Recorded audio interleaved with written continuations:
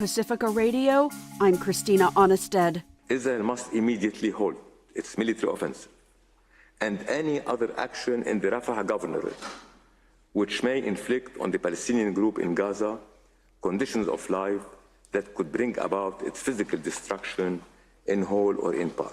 The International Court of Justice is ordering Israel to end its attacks in Rafah and open border crossings to allow desperately needed international aid to prevent a genocide in Gaza, where the UN has warned a full-blown famine is near.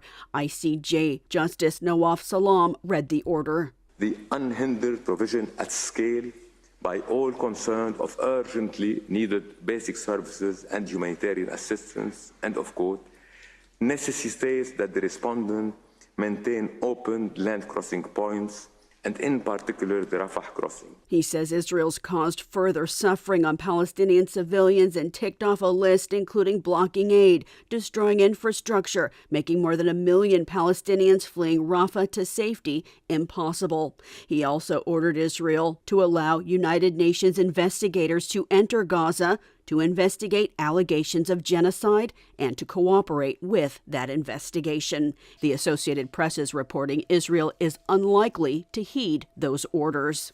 More than 35,700 Palestinians have been killed in 7 months of war. The court expressed its concern of hostages held in Hamas captivity and called for their release. Israel's war in Gaza began after Hamas's October 7th attack, which included hostage-taking of some 250 people, mostly Israelis. Some 100 still remain in captivity. Israel's military today said they had discovered 3 bodies of hostages that were killed during the October 7th attack, then taken to Gaza.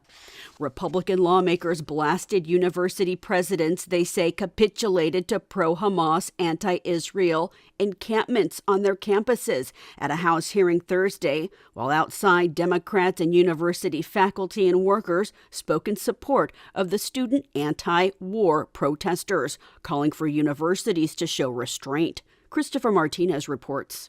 Republican Virginia Fox of North Carolina is chair of the House Education and Workforce Committee. She talked about radicalized zealots and a powder keg of pro-terror campus fervor.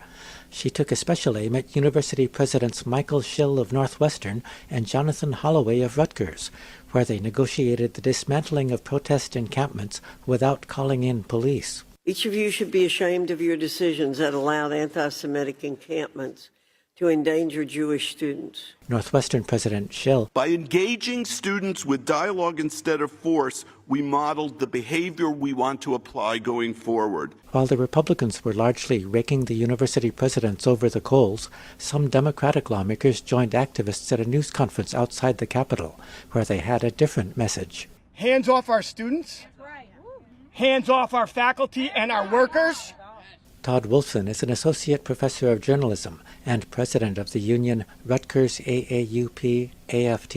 They're manufacturing lies and weaponizing painful rifts in our community as part of an assault on higher education, and that's their goal. Democratic Congressperson Rashida Tlaib of Michigan says she's proud of the nonviolent student protesters, appalled by crackdowns. Why are our universities invested in weapons and war in the first place? And why are these universities sending militarized police after their students to protect those investments in war? I'm Christopher Martinez.